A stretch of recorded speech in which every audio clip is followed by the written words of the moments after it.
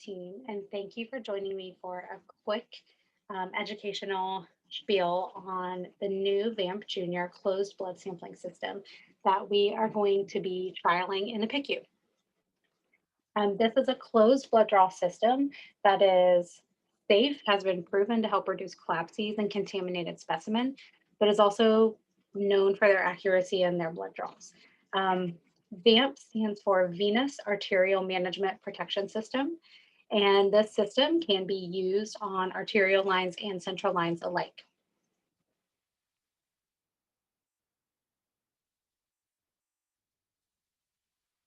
So what is it used for? Like I said, this is a safe and accurate closed system for blood sampling and returning waste. One of the areas we struggle with, especially with our little babies, is that it's challenging to return a waste into a line without contaminating that waste. So this closed system will allow us to do that. Also, like I said, this can be used for arterial lines as well as central lines. We will only be using this on patients with central lines requiring frequent blood draws. So, really, once a day or more frequent would be ideal. If you have someone that's getting every other day draws, I wouldn't be opposed to putting it on them as well. So, it's really going to be a case by case basis. But here are some of the other criteria. So, frequent blood draws, a CVP lumen is preferred. You cannot use this and draw through this if you have any sort of continuous infusions going, anything other than maintenance fluids or KVO. And then we really shouldn't be using it in a line with TPN and lipids infusing, just because they're hard to clear through this tiny little line. So anything with maintenance fluids, anything with a KVO, any of your CVP lines, we can use this on.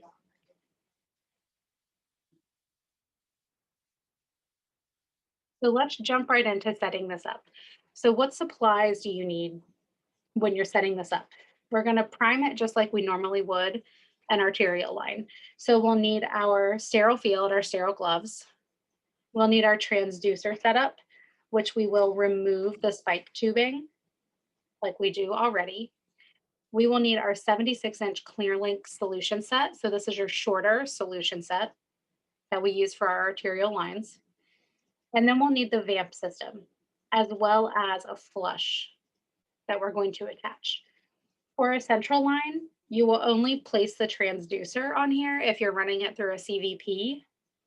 And otherwise, we would just use our regular 112-inch solution set that we use for all of our infusions and add in our filter just before the VAMP itself.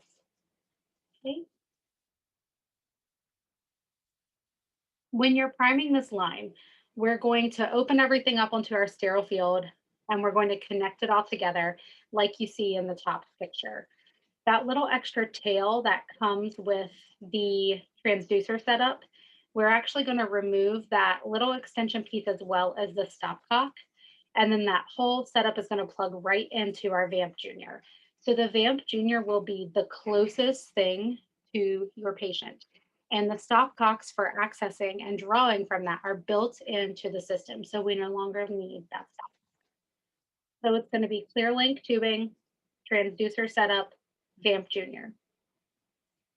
Additionally, you'll see in this top picture that we're going to take our flush syringe and we're going to attach it to our transducer stopcock just like we normally do for our arterial lines. Right before we spike our fluids and prime this setup, you actually want to open up the plunger on the reservoir to about a half a cc to ensure that fluids will prime all the way through that reservoir. So if you guys look at this bottom picture, you will see that that plunger is pulled back to the 1/2 cc mark. And like I said, this allows your fluid to run completely through the system. If the plunger is closed all the way, the system won't prime completely.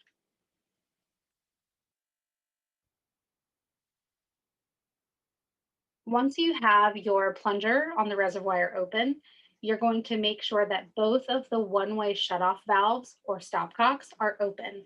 So for these particular stopcocks, open is the little arms are parallel with the tubing. Okay, so make sure they're both open. And then you're going to pull the yellow or blue snap tab of our transducer. I believe the ones we use are blue, but we'll pull that little tab and allow our line to prime through. If we are using this on a central line, we would just prime our tubing like normal if we don't have a transducer in place. When that fluid reaches the actual VAMP Jr reservoir, we want to flip the reservoir upside down and hold the access site at about a 45-degree angle. So the one on the right you can see is a little bit higher than the other, and that just facilitates to gravity the removal of air from the system.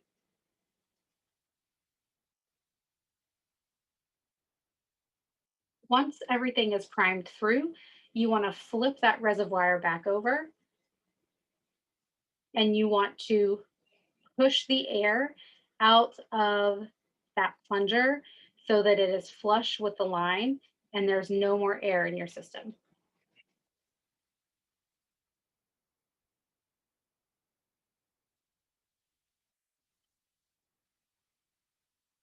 So how do we draw a sample? So once this is infusing and we need to draw our, whether it's an ABG or labs or whatever we're getting, um, first we are going to close the one-way shutoff valve distal to the patient. So furthest from the patient. We're going to close that stopcock by making it perpendicular to the tubing. And we're going to slowly pull that plunger back like you see in the second picture. You want to draw a full 2 to 3 cc's of waste for each sample you're drawing.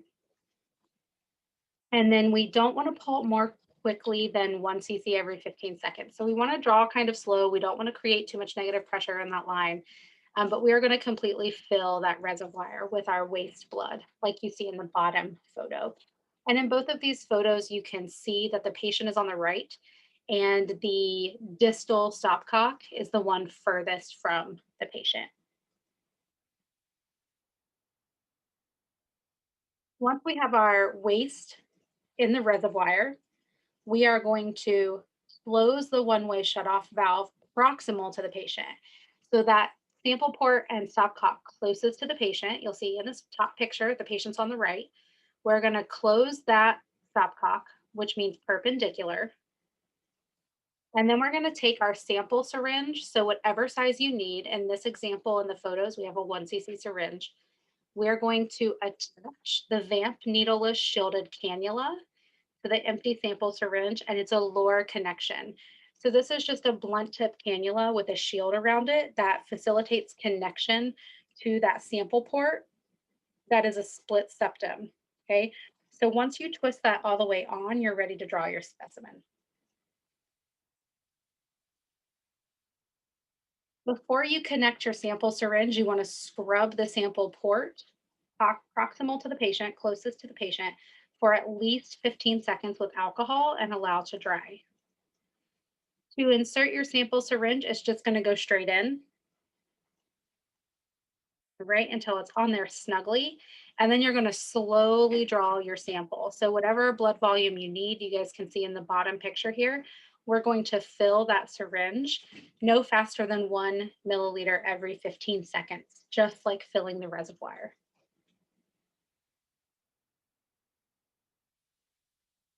Once we have drawn our specimen, we're going to take that sample syringe off.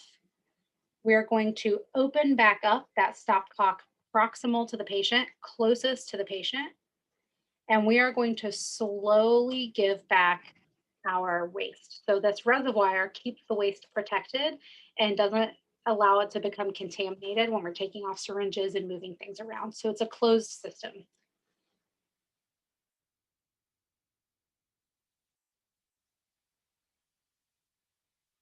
Once we give that waste back, we're ready to flush the line.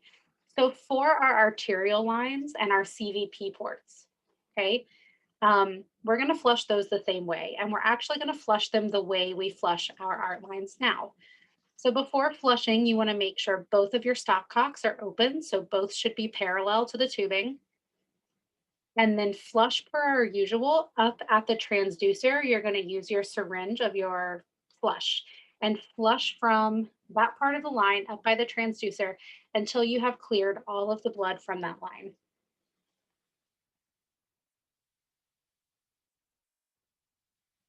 Or a central line without a transducer, we can actually flush from that second sample port.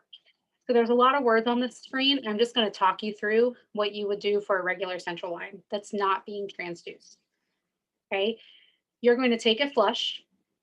You're going to attach your little needleless shielded cannula to the flush, just like you did your sample syringe, right? You're going to get all of the air out of it. Then you're going to keep that distal stopcock closed. Rub that distal sample port for a minimum of 15 seconds with alcohol and let it dry.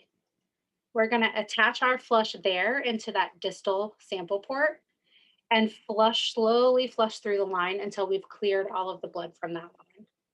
Once your flush is done, you can remove your flush and open up that distal stopcock so that both stopcocks are parallel and your fluid is freely flowing. So a little bit different, but it's very easy to do and easily accessible to you guys through those two sample ports.